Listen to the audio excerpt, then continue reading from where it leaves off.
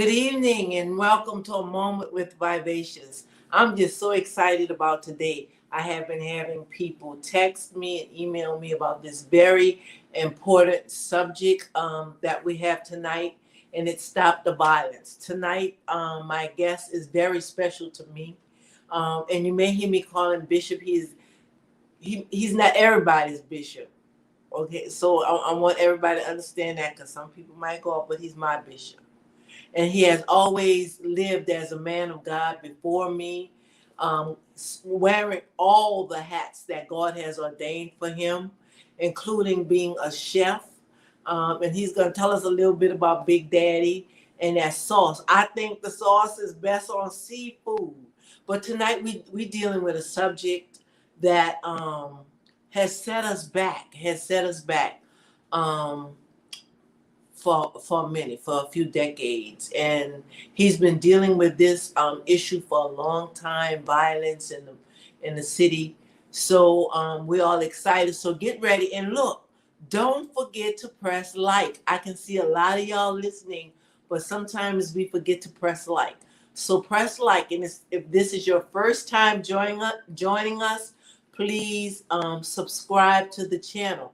But most of all, while we're watching the intro, I want you to invite some of your friends. This is a very needed topic that we have to deal with in order to move forward in our society. So in just a moment, you'll hear Dwayne Thompson talking about Stop the Violence. Welcome to A Moment with Vivacious, a freedom ride where we the people gather to build ourselves, our family, our community, and our nation. For the sound of America for Progress has reached critical mass. Understanding that we must put aside our differences to focus on the greater good. This is a place of collaboration to rebuild and restore our nation. Welcome to A Moment with Vivacious. Good evening, good evening, good evening. My bishop, Mr. Dwayne Thompson. How are you? Hey there. How are you doing? Great. You know, every time I have to talk about, I know we're going to talk about Stop the Violence, okay? But I have to talk about this barbecue sauce first. I love this barbecue sauce. I made some baked red fish, and also I made some shrimp tacos. Man, tell us a little bit about the barbecue and the contest first, and then we're going to get into our very serious subject while everybody's calling everybody to come join us and press and subscribe if you haven't, and like. Tell us just a little bit about in the contest going on, just a little bit. Well, you know, it's all-purpose barbecue sauce. Got a sister that's a seasoning. So we have all-purpose seasoning and sauce. It goes good on everything, goes in anything. We've extracted some of the smoke from it so your food don't be smoky, but it tastes real good. We drop it in spaghetti sauce and greens and cabbage and use it on the grill, use it as dipping sauce steak. And we have a seasoning now that goes along with everything. Low in sodium, high in flavor, New Orleans style, not hot, just real flavorful. And it's another God-given thing. I never thought I would be doing this at this point, but you know, God told me, He gave me everything I needed. So we just rolling with it. Been on the market 7 years, trying to be strong, trying to be one of those big brand names. And all your followers can find us at www.bigdaddybomb.com. www.bigdaddybomb.com. I appreciate you letting me plug that, but you know, I'm definitely excited to talk about what has been one of my most close to heart subjects for over 25 years now. You know, and I was thinking about it today, what we would talk about and how we would go at it. So I'm excited. I'm gonna let you run your interview, but I think I got some answers to some of your questions. Well, it's really your interview. We're here. You know, I've worked with you for years with that. You went into areas of the city even when we were in New Orleans where other people wouldn't touch. I still have one of those newspaper articles. But So, I'm not the lead. I do have some things that I don't want to miss and I don't want to talk about that can fit every city. But right now, it's so many of my friends are losing their sons. But I want to talk about all of the violence that's going on. And I think it starts with anger. Tell us what is the foundation or the pit of the violence that we're experiencing. We're going to jump right in. The violence that we are experiencing this day. Well, I mean, you know me, I'm a Bible believing man. So the first thing we have to admit and find out where people and where listeners are, because the thing is that we're talking about it on two different levels here. One, we're talking about a spiritual level and a natural level. It all begins with a spirit, and it's a spirit that has been allowed. It's not put upon us, but God told us He's always warned His people of what was to come. He never stopped the plagues. He never stopped any of that, but He told His people how to manifest and how to endure and overcome those plagues that were going to hit the earth. And He didn't leave us in disbelief or dismay. He definitely told us that in that day, which is this day, that there will be lovers of themselves, boasters, proud, braggers, mothers against daughters, fathers against sons. So it's nothing but the coming together of the word of God, if you're a believer, right? But let's Yes. talk the natural sense, and let's talk about the clinicians and the scientific and the root of the mental state of it. Yes, it does start with anger, but it starts with the inability to love oneself and see others loving them more than yourself, or loving them enough not to destroy them or to kill them, and not seeing them as individuals or something that you care about. No one destroys anything that they love, not purposely. So, with that being said, let me let me go to a big situation that's coming up in families in households. Um, Double parent, father and mother homes, and homes where there's just a single parent. Dads, we have more single parent dad homes than ever now. So, moms can't just claim that title anymore. We have we have children cursing out their families, fighting at home, uh, like taking weapons into the house. I asked the child not long ago, do you want to harm or kill yourself? No, but I want to harm and kill my parents. So I believe that we love our kids, maybe too much. Maybe we give them too much.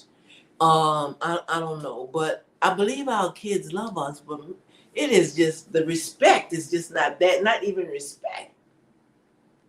But it you have to understand, Val. Like I said, when we talk about it from a perspective, if we just if we can't X out the word, we can't put that aside. That's the truth of the matter. But in without dealing with that, when you talk about society, you talk about influence, you talk about things that have told our children or is telling our children what is right. Um, they've set bars and set standards and telling us that what we can or can't do. You're talking about two different generations of raising children and the way that you're allowed to raise them. You also have to, if you're going to get into the depths of it, you also have to even look at them glorifying where you used to do kids scared straight. You take them to the jailhouse, they're scared straight. They're making the penitentiary look like it's a lavish place of rest and come upness.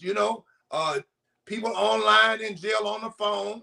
They're having jailhouse fashion shows. They got TVs. They smoking. They doing drugs in jail. They're making it think, oh, you know what? It's cool to go here. But on the backside of that, there's a profit in it for them. So you're going against what I call the machinery of pushing this violence. It's just like in the drug, when we found out the backlash to the drug fight against drugs, the war on drugs, and who was actually putting the drugs out there. You know what I'm saying? You have the same thing with violence. They are perpetuating the violence with a forefront of saying, "Oh, we want to stop the violence." I want to take something to you right quick. Yes. How many people profit off of one body? Let's just go with one person that has passed from violence. How many people are actually making money from that one body? You start with the person, pick them up, right? You start with the authorities. You start with the authorities, then you start with the people that have to pick them up, then you start with the mortuaries, you start with the undertakers, then you start with the insurance people, and you start with the caskets, and you start with the people who are making the t-shirts, and you start with the people who are making the handkerchiefs and the cups and the, you know, and you go all the way until they're buried, and you go with the anniversaries of the dead person and the balloon releases and the doves and one body. Now we're talking one body. So are we really wanting to stop the, because if you stop the violence, you cut the income of how many people? Okay, we're gonna talk truth tonight, so let's just start there. Oh my God, wait, okay, wait. I gotta get myself together after this. You know, that makes me so afraid because everything has turned to money. Even our children in school selling drugs. Everything is about, you know, what you want to be. When you ask the young children what you want, what you gonna do with your life, you know, when the older teenagers are, whatever bring me the money. So I'm so sorry. I'm still stuck off of Lord Jesus. We have become so in love with money until we allowing our children to die in the street for money. That I'm stuck there, okay? But I gotta move on. Money answers all things, but the love of money is the root of all evil. They're making them fall in love with the money so that the evil can take root and make them do anything for the money. So you have television, you have games, you have a $1 billion industry that's forcing them to think that without money they can't exist. Let's go to something real simple. Have you seen the latest children going out for prom? It's all about who can spend the most money on prom. Why at 17, graduating from high school, you got to pull up to the prom in a Lamborghini with $2,000, $5,000 running up and down your arm to go into a place where the Lamborghini gonna stay outside and the people who rented it from you gonna drive it back off, then you go home in a Hyundai? I'm trying to figure it out. We have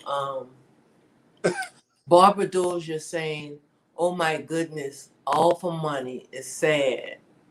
One body sad." I know it blew me away. And we have Thelma Bowler saying, "Go cousin." And we have Felicia Smith saying, "Hey grandpa." But man, this is a serious matter. And I'm so glad that this is coming up because we have to understand how we're killing ourselves behind money.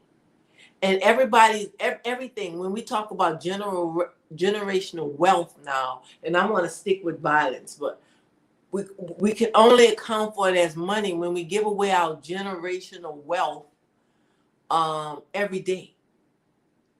Part of generational wealth was when the generation got together for, let's just say, Christmas. We don't do that stuff. Like we're giving away the wealth of life. But anyway, so I'm sorry, I'm a little through because just thinking about people making, trying to get rich off of our children dying. Well, people dying. Okay. And that's the thing. All right, Vivacious, you got to get past that. It's no longer about just the children.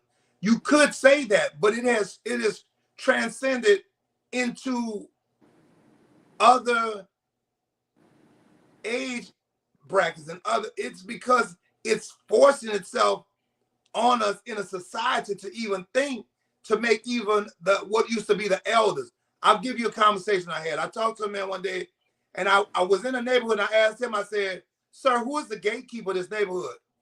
He was about 55, 60. You know what he asked me? What is Huh. it? So I'm that's going sorry. because every neighborhood used to have a gatekeeper. So I went to explain to him that a gatekeeper is the person in this neighborhood who most people can go to, most people can depend on, most people can trust, or that's going to protect or make sure that the neighborhood is protected in some form or fashion, right? Right. So be it as it may, he couldn't tell me who that was. And that made me realize that the protection that used to exist in the neighborhood, the undergird, right?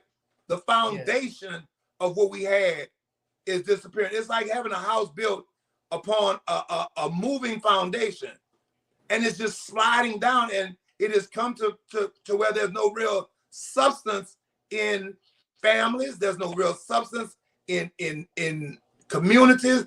There's nobody that's willing to stand, and anybody that stands up for this either gets bought off or killed off. Yeah, I Because remember when I was coming up, it was Mr. James Williams. Nobody didn't mess with us in that neighborhood, especially if Mr. James was around. so you're talking about, and here's the biggest thing. We talk about the money, but the money that's producing the spirit of fear that's making people back down and not want to be involved is another element. Because I'm not going to approach anything that I'm fearful of. So I just throw my hands up. I go inside and mind my own business, because if I deal with it, I say something, they're going to kill me, or they're going to hurt my family, or something is going to become of me in a physical, violent manner. So I'll just be quiet and go stand in the corner, which is another main ploy of the enemy, to keep you quiet.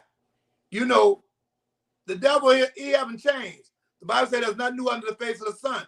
And if he can keep you quiet, he feels that's some sort of victory, because you're not spreading it. You're not telling it. So keep that to yourself. And how does he do that? He creates a bubble of fear, or a fashion of fear, to make you, hey, I'm not about to stand up against them. Hey, I'm not about to tell that, because they'll kill me. They'll do something to me. They'll harm me. And then therefore that takes those who want to, or just like during Katrina, all the people who were standing up and we had a loud voice, where did they go? Where were all the people on the bullhorns and yelling, this was a travesty, this was wrong, they shouldn't have done us this? They all got government jobs, they all got big time jobs. So now the people who have the jobs control the voice. So when you make too much noise, you either get bought off, or as Dr. King did, you making too much noise, they kill you off. Oh my God. Taste in the City with Nick is enjoying this conversation. Felicia Smith said, I always thought family values died with the older generation of great grandparents. Once the great grandparents died, the family is divided. Fear is the heck of a thing. Um, she said, speaking facts, and you're right, because these facts hurt. It hurts. I wanna take us back a little bit. I want to take us back to schools. Not children getting shot at school. Um, they just celebrated the death of the little girl here in Georgia, where they had I think they brought them back to the school after the party, and the little girl and some other children got shot. When I was young, of course that was a long time ago, but when I was young, we feared guns and all of that. We might get in fight with our friends, but tomorrow we're saying, I'm sorry. Today, your friend is killing you. Once again, let's And then they're selling drugs in school. I want to talk about that too all at one time. Where are the children getting the money to buy the drugs in school? listen to this, but I want you to understand this word, okay? Okay. Say Yeah. this with glorification. Anything that is glorified and if you're not horrified of it, right? If you Yes. glorify it, you're drawn to it. You want to be it, right? Yes. Remember that the enemy has always been deemed to want to be God. And because he couldn't be God, he wanted to imitate God. The God that I serve loves to be glorified. He loves to be praised. He loves to be honored. He loves to be uplifted, right? Right. So the enemy wants to be glorified, but the only way that he can be glorified or in his glorification is through evil and through hurt and through tearing down of.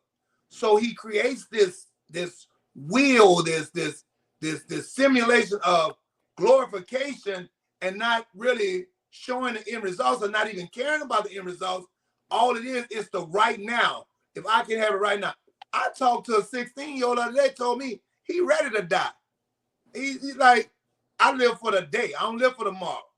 He's like, yeah, I had a discussion with him and made him really realize he wasn't ready to die. It just sounded cool and he thought it was okay to say that. But he wasn't ready to die because the first thing he wasn't saved. So he really wasn't ready to die. But we took care of that a little bit too. But at the same time, understand that they're being fed. You are what you eat. You are what you eat. And if you're being fed guns, drugs, violence, money, guns, drugs, violence, right? Yes. What is to become of you if that's all you're being fed, if that's all you're being shown, that's all you're being taught? There's nothing being given to them to show them, because even when they're shown a different path, if what they're being shown doesn't add up to the other thing they're being shown, it's like having a choice of, oh, do you want potty meat or you want to eat steak? You can have them both, but this will sure taste better, and you can get it right now.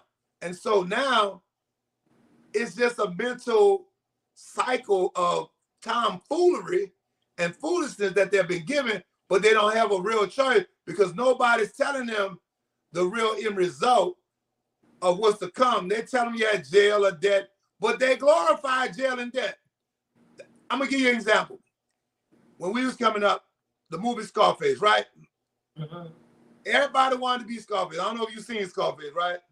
Yeah. But I used to ask them, did y'all watch the end of Scarface? That's how you want to go out? The world is yours, but over you under a bloody pool of bullet holes and drugs in your system? Did you really see the end? But they had been fooled the whole time by everything else that went on in the movie was so glorified, the money, the girls, the attention, that they really missed. This dude got shot over 100 times in his own house by the plug. I'm just saying, you really want to be Scarface? That's what you want to be? And so now it's just Scarface on steroids. And I think that they have this big picture of jail until they have to go. I have a video that I show some boys now that come in and their gangs. I have that video that and he's saying, look, all of this is fake. Prison is not a good place. It's not a good place to be. And then he says, look, when you look back, only people behind you is your mama and your grandma. There's all them people that was saying all that stuff, all those. He said, I'm saying women, but he didn't say that word. And none of them there. None of that's there. You are there by yourself when that judge give you 20 years and you locked away for life. And I've seen so many young boys working in jails and prisons for 15 years. I've seen them just lose their mind. Men too, because it's like suicide high, because the reality wasn't there. They didn't give it to them what was for real. So with all of that being said, how can we, and we didn't talk about how our school system is really failing our children. We didn't talk about that. We didn't talk about they talk about the how the school is a pipeline to prison, and our children, we don't give them dreams. We don't give them, like I think if you had something to live toward, if you had something to work toward, um, then your life is going somewhere, except for a new pair of shoes like the last rapper had on. Can I agree to disagree? Yes, please, please. So let me say this: the school system is still a system. It's not perfect, but take it one step back. Let's take it back to school. When you were in school, right, Mm-hmm. and you had homework to do, you had projects to do, you had things that were going on, and you were asked about your day, you sort of kind of asked to produce papers for it. You would go, your parents would come to the school, to the PTA meetings. So let me help you out. I worked in the school system when I first got here, right? Yeah. So Lil Johnny plays football. Lil Sal is a cheerleader. Lil Johnny's mama is on the team spirit committee. Lil Johnny mom want to make sure the football team eat, want to make sure the money get raised for the uniform, for Lil Sally to have a skirt, have her gym bag, have a water bottle.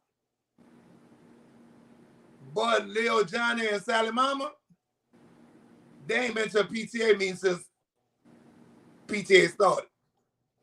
But when something go wrong in the school, but they never was there to put a voice into it. So you can't fix something even though something is wrong if you're not around to even see what's going on with it until it's too late, or until Lil Sally or Johnny gets in trouble, or until they don't do something you like, or until he gets a grade that keeps him from being on the field. And now the teacher's unfair and she wrong, and she know my child can have a chance to go to college and go to the pros, but if he going to college and he can't get out of high school, is that the school fault? No, not at all. No. So although it's a pipeline, it only became a pipeline because they recognized that those who really are in charge of making sure that their child gets what he needs is too busy out here chasing money again. It all goes back to money because mama's too busy trying to afford the house that they're living in and live above the means that they have. And I seen a video that day. A mama said she give her child $2,000 a month in allowance, so she has to work overtime 30 hours a week so he can keep on name brand clothes when he go to school, because he refused to go to school and in non-name brand items, shoes and clothing. Really? So when mama got time to look at his homework? I'm just saying, stop me when I can get off camera if I'm. No, because it came to mind when you saying this. When I was teaching, there was a little girl in 5th grade. They were going to middle school the next year. So I was teaching basics up, preparing them for middle school. This little girl couldn't read. I came early, I stayed lunch, and I stayed after school. The mama made an excuse for before and after school, and she said that I was unfair to the children. They needed a break during the day. So she didn't want her child to come, but the little girl couldn't read. So the little girl kept bringing a brush to school. It was towards the end of the year, and the little girl was bringing a brush. No doing hair in class. No doing hair in class. She pulled out the brush and she was brushing her hair, and I snatched the brush and threw it in the trash. But I had taken the brush out the trash because I was going to give it to her on the last day of school with all the children Pokemon cards, right? Do you know that's when that mama showed up ready to fight me? She wanted to fight me over the brush, but refused to let her child cover. I got one better for you now. You ready? I don't know, So but I'll try. Come on. I went to a school and a kid had brought a gun to the school. So they called me in because another kid told on the child who bought the gun. So they were ridiculing him and telling him he was a snitch and what they were going to do to him and he shouldn't have told. So they brought me in to talk to him. So I told him, I said, hey, man, you did a wonderful thing. No telling who life you saved. You know, don't worry about what they're talking about. So in this, they allowed me to talk to the class. So I began to talk to the class about violence, nonviolence, mindset renewal, how you think. So a young girl, I'll never forget this. Young girl raised her hand. First of all, let me throw this caveat out there. We talk about fourth graders, first of all. So in the fourth grade, you're how old? 9, 10? About 9 or 10? Yeah, about because you in first grade, you're 6. Yeah, about 9 or 10. So I was talking to the little girl. She said, Mr. D. I said, yeah. She said, I hear what you're saying. Hold your seatbelt on, Val. Hold your seatbelt. Tighten. All right. She said, but my mama told me if one of them hoes touched me, beat that bitch in the head with a brick till she bleed. I said, fourth grade. You talking about the one who feeds her, who takes care of her, who gives her clothing, who walks her to school, who sees her after school. So what you do if that is her role model, if that's her influence. But I did tell her this, because I'll never teach a child to disrespect her parent. I said, would you please have your mother give me a call and ask her what the end of that story is? Because the end of that story is that you're going to go to jail. The state of Alabama does not have anywhere to put you. You become a commodity. They're going to sell your time to Florida or Louisiana or Texas and ask her how many times she's going to come visit you while you're in jail for beating somebody in the head with a brick till they bleed. Oh. Needless to say, the mama never called me.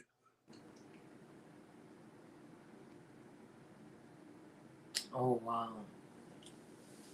So where do we begin to work on stopping the violence? Mindset. It's a mindset renewal. Me personally, I tell people to begin to speak to those who are within their household or in their reach. So I have grandchildren. My granddaughter's on this call. I sent her the link. My granddaughter's on this call. I sent it to my other grandchildren, nieces, nephews.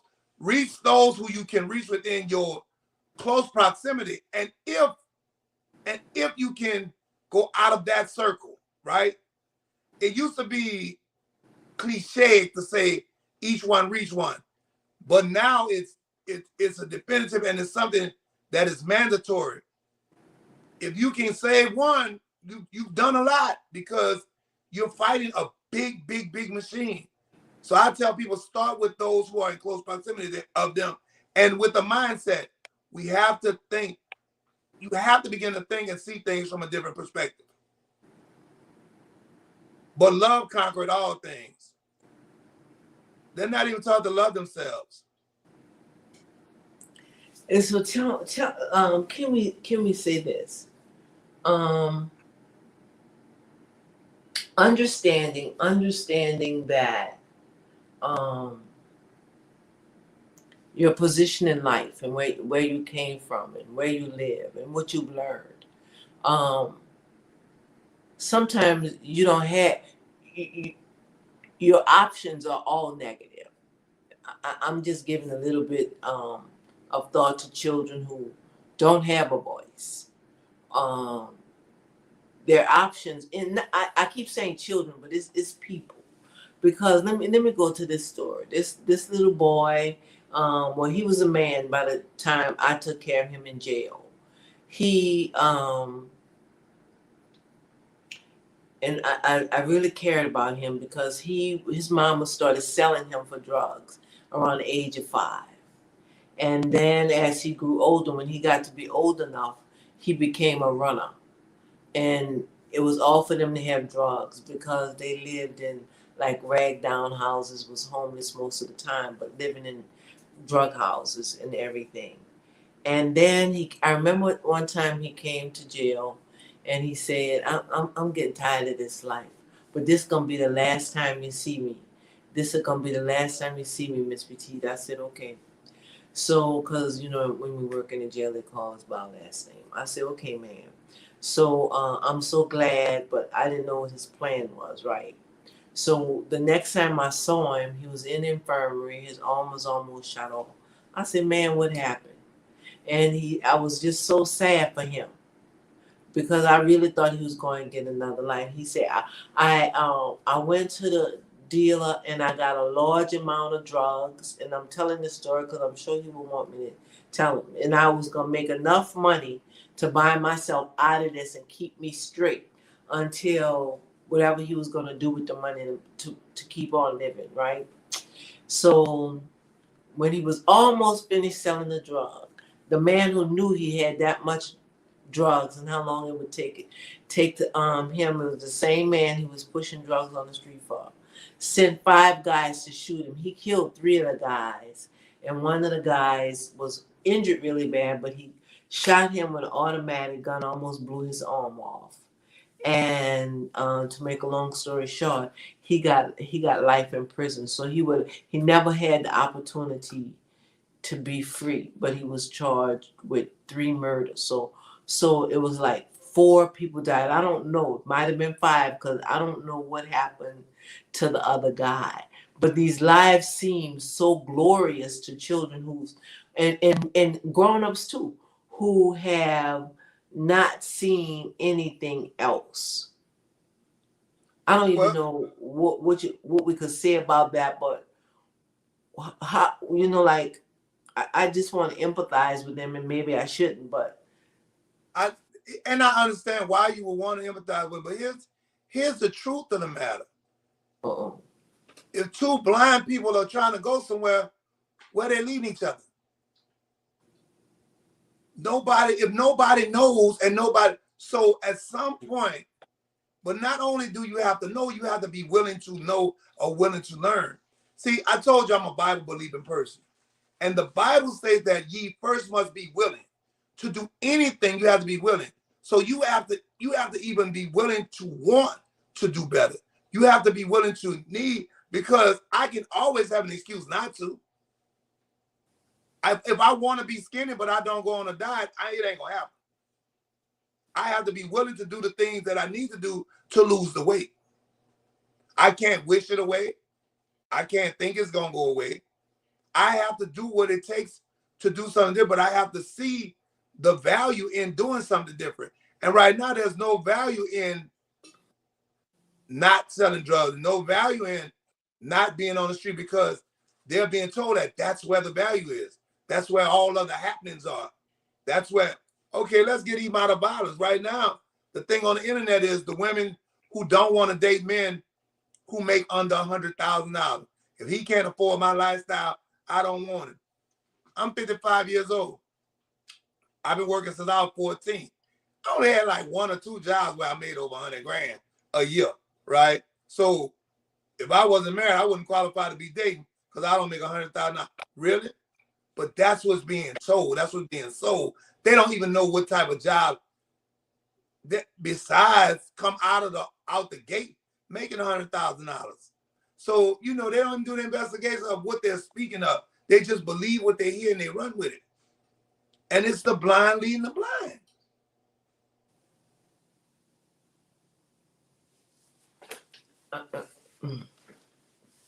That's the craziest stuff in the world to me.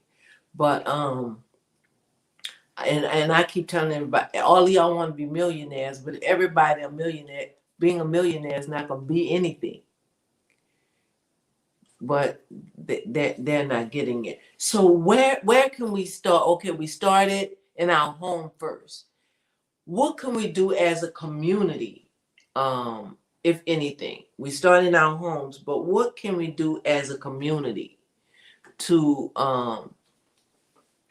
stop the violence?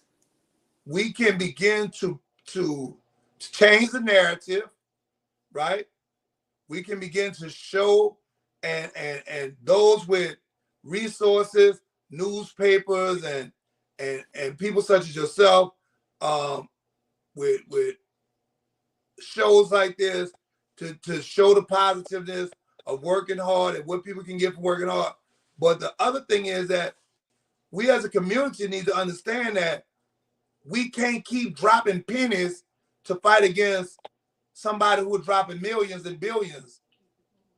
We have to come together and see that it is worth investing in our future. We can't all just walk away from it and think it's going to get better. But we don't want to invest. We don't want to put any money. We don't want to put anything into it, but we want to expect so much out of it. They're putting their money into it. They're getting just what they want. Violence, killing, go to jail, make a profit. They're willing to invest into the degradation and the downplay of our community, and we're not willing to invest in the uplifting, the encouragement, and the gratification and the glorification of making things better. Because once again, it ain't the quick money. It ain't doubling our money. It ain't worth it to us. So we don't even see no value in saving our children. So until we see a value in saving them, until we see a value in sowing a seed into them and into our future and making it better for them and not just worried about us, we want to do what's good for us right now. We're not even worried about generations to come. We've been sold that everything is about right now. Like ain't gonna be no future. It's almost like 1999 when we thought Y2K was the end of the world. And then 2000 came, and now we're in 2024. So, with that being said, how do we convince parents? How do we rethink the whole thing? Like even going back to the prom situation, and I brought this up in another topic. We were talking about parenting and how when we were coming up, at a certain age you get to wear stockings. At a certain age you get to wear your hair down. That was a big deal to wear your hair down every day, but you had to be a certain age to get to that point. You had to be a certain age. We grew into stuff. Now, one of the little girls, when you say that, the 8th grade prom, she had on this dress and it was beautiful and it was gorgeous. But I thought to myself when I saw it, and again, I might have been guilty. I didn't make the comment. I just said, oh, it was beautiful. But I thought, well, what's she going to do when she graduates from high school if she had this at 8th grade? Val, grab a pen. I'm sorry. I need a pen.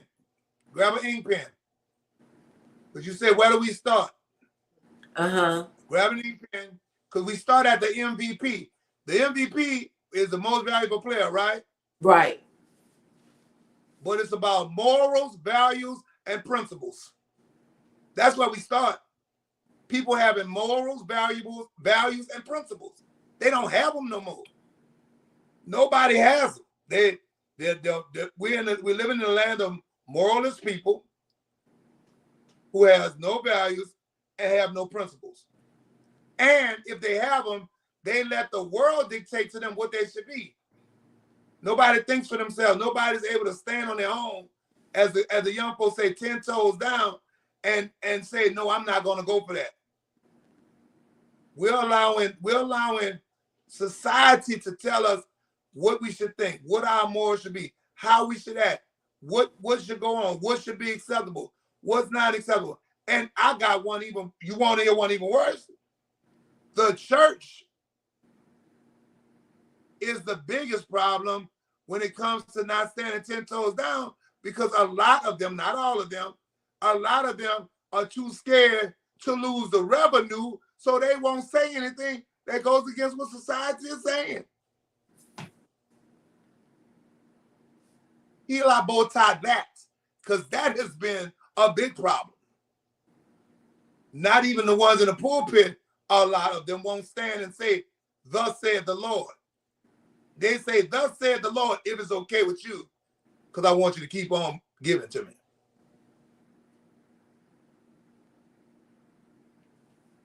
You know. Okay. Man, they say the truth hurts. I'm being slapped around, okay? Because I was thinking, okay, we're gonna come out, but this is the truth, man. This is the truth. We have lost the culture, and Our, I always say, I'm sorry, go ahead. our moral compass. That's what we've lost. Yeah. Nobody's willing to stand for what's right.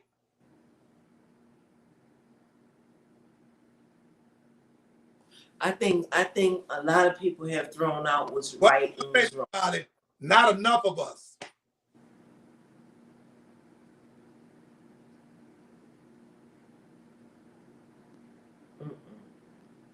Mm-mm. Not Wow. enough of us.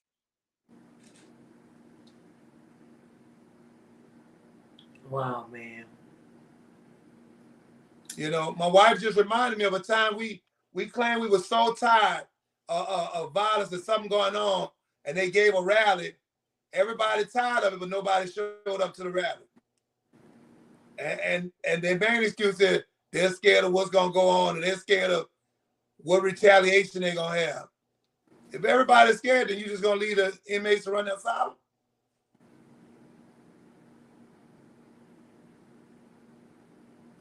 And we've lost our voice in our society these days. We've lost our voice, and we always, when everything is wrong, and this is me, right?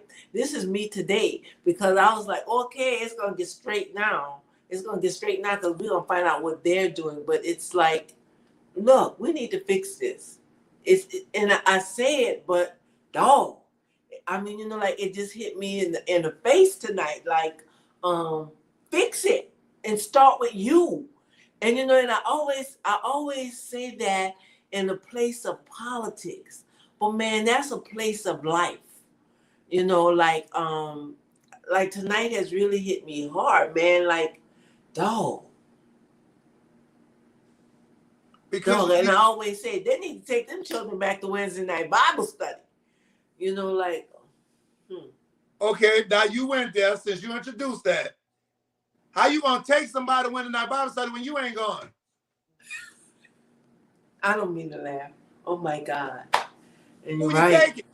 Who you gonna take? They don't see you go. And then you go on Sunday, and the minute you get in your car, you cuss the reverend out, or you just can't, you know what I'm saying? The thing about it is, our children have developed a sense of noticing hypocriticalness, and they're saying, and they're publicizing, before I be a hypocrite, I just won't go. Before I do that, I just won't be involved. She's telling me not to do this and telling me not to get involved in this, but her door is swinging open. She think I don't hear the man coming through the back door and getting out before I wake up in the morning. She don't think I see her talking to 6 different people. One of them come up at light bill, one of them come up at phone bill, one of them come up at car note, one of them coming at just plain old fun. I'm just saying, you have to regain yourself before you can lead somebody to help. Because the first thing I say is, what is it doing for you? What is it doing for you? What is the thing you're trying to tell me to do? How is it helping you?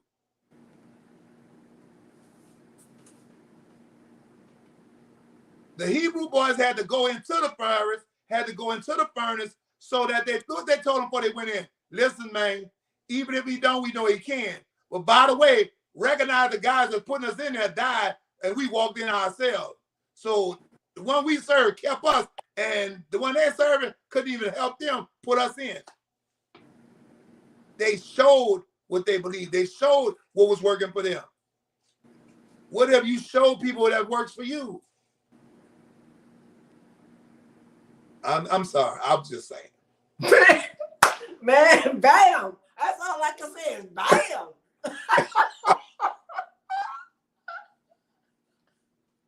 Woo. All right. I don't know if none of us was ready for tonight. Chantel is clapping. I just think Thelma have really been participating tonight. And we appreciate that. And one word that she said that I appreciate that people don't do anymore, and that's accountability. Woo, that's a big one. Give it to us, Bishop, because you wearing us out. Just Listen, okay, I'm holding on. Give it to us. no, I mean that's the word though. Nobody wants to be. Everybody wants to pass it on. Everybody wants it's somebody else's fault.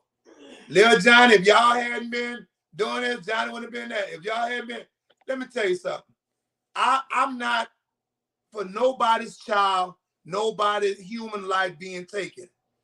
But what I can't get with is the glorification of ill living, and then you want me to be okay with how tragic it ended. If you build a house of cards, at some point it's gonna fall.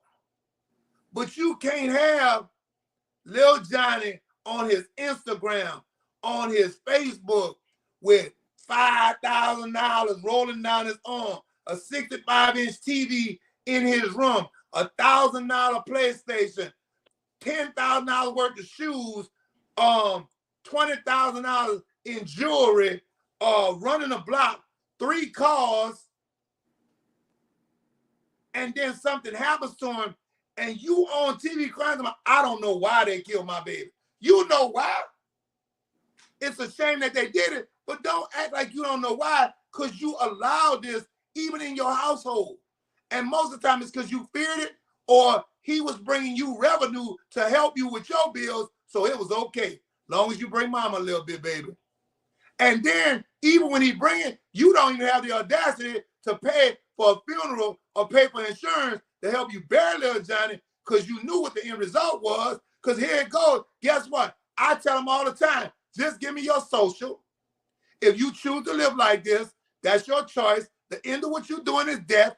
I'll cash in the policy. I'll bring your mama shopping. We'll bury you well, and she'll live happily ever after. At least take care of your mom when you're gone. You out here spending all your money, throwing it up in the air, spending $10,000 at the strip club, $30,000 at the jewelry shop, $40,000 on the car, and then they got to go fund me for you and your mama on TV talking about, I don't know why they would do my baby like that. Everybody lying, and there's no accountability. Bishop, you giving it to us straight up.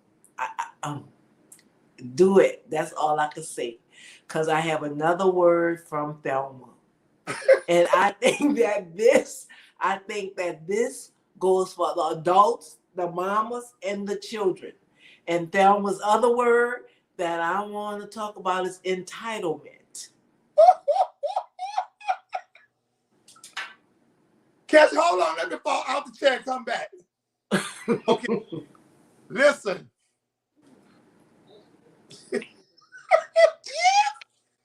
But then there again, watch this. It's the great bait and switch. So we have been told that the life we had prior to having children was so bad that we got to give them everything we didn't have to make their life better. That's the first lie.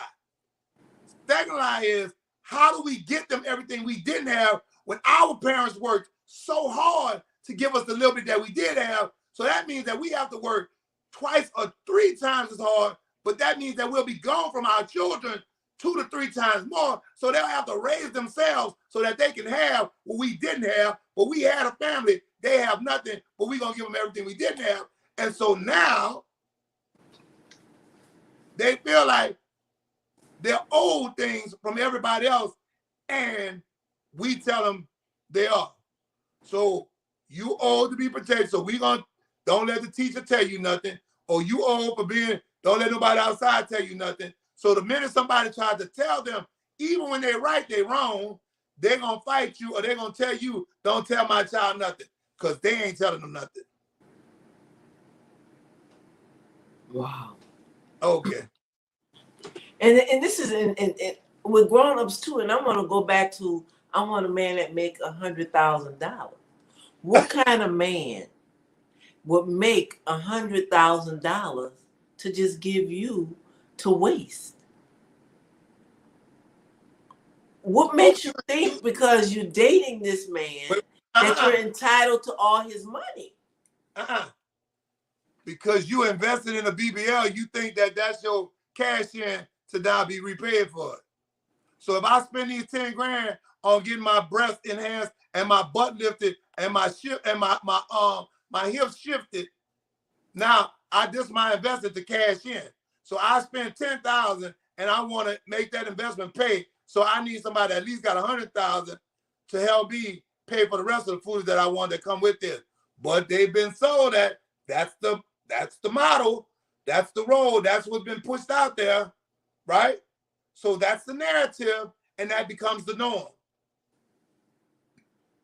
Whereas when it used to be, when young ladies had butts that big, they felt some kind of way, and they're trying to figure out, how do I reduce this? How do I? They were trying to hide it and put coveralls over it, and upset because people would notice it everywhere they go, or they were bumping into stuff by mistake when they had natural dukes. Now they're going to get them and bigger than the natural ones. Then they get unflaved. They're seen. They go halfway side, and you want somebody to fix it for you. Fix it, Jesus.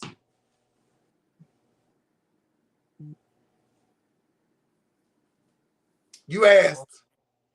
You asked. Yeah.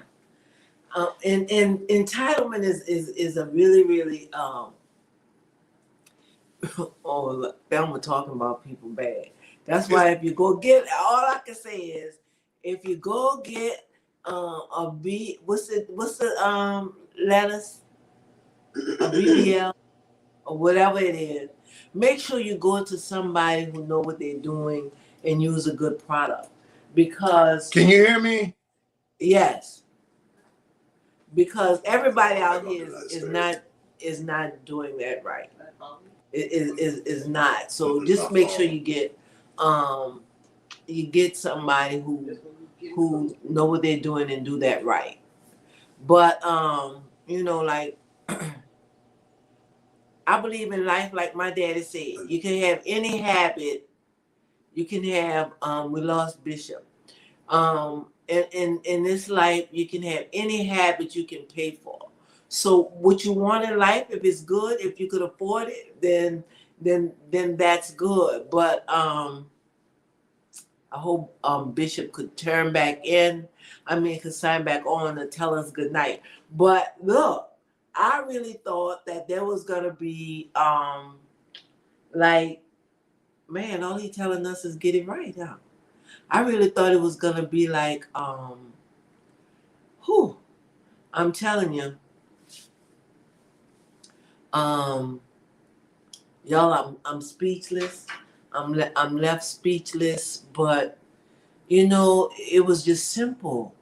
Simple, like get away from all the place that we have come and and get back to the basics of real life. Clean up our lives. Bishop, are you back? Mackenzie? Okay, thank you. I apologize. No, that's okay. Like internet does that sometimes.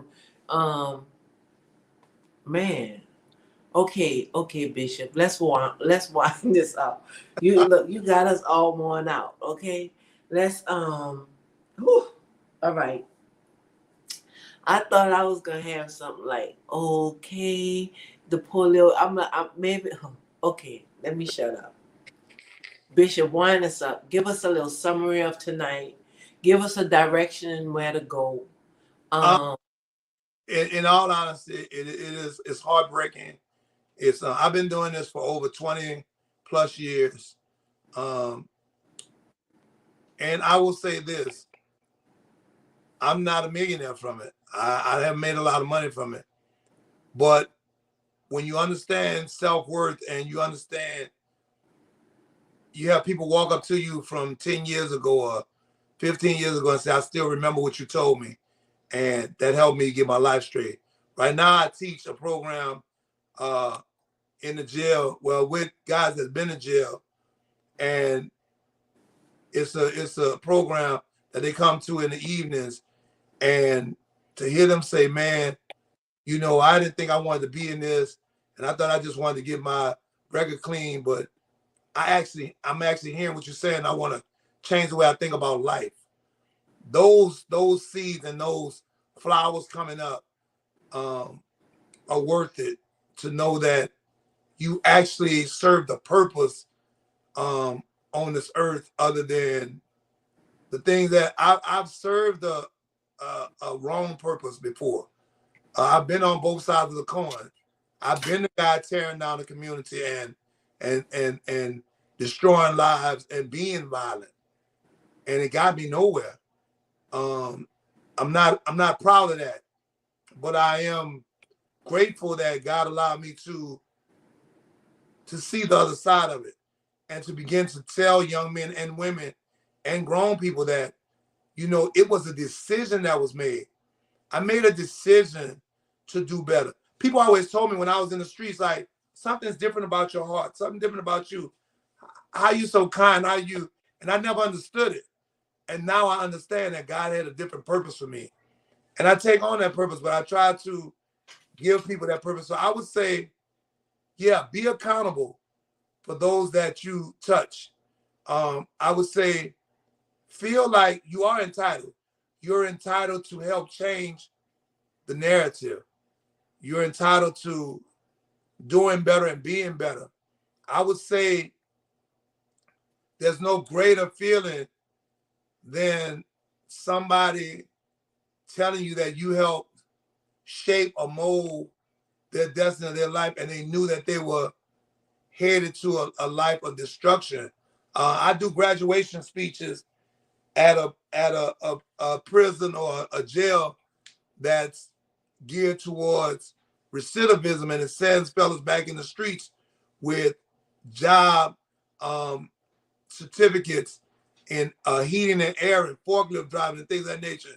And when I talk to those guys and I talk to them at their graduation, I teach them and I ask them, what are you going to do when you get back to the hood and the same guys are standing on the corner asking you to do the same things and upset, and when you're going to end up being an island? And I'll give you this one as we go.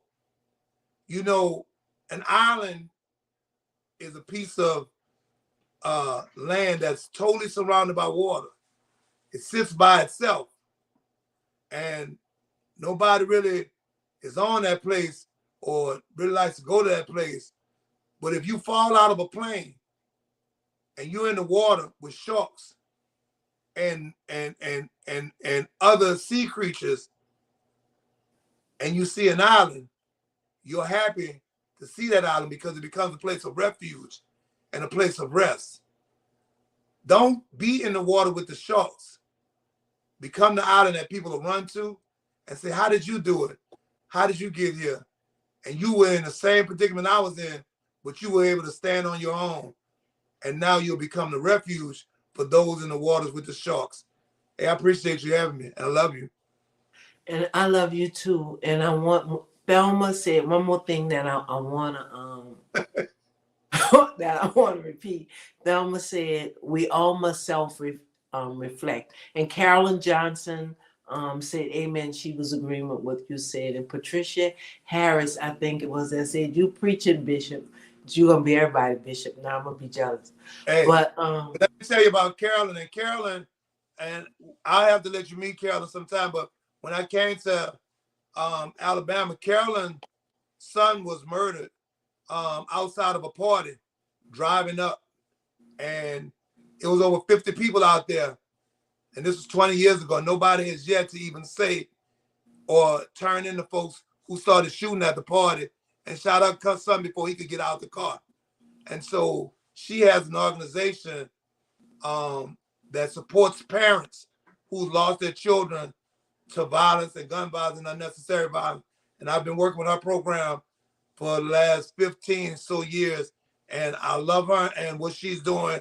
And she's yet fighting for answers for her son and all of these other parents who, once again, this world is telling people not to tell, not to snitch, not to come forward.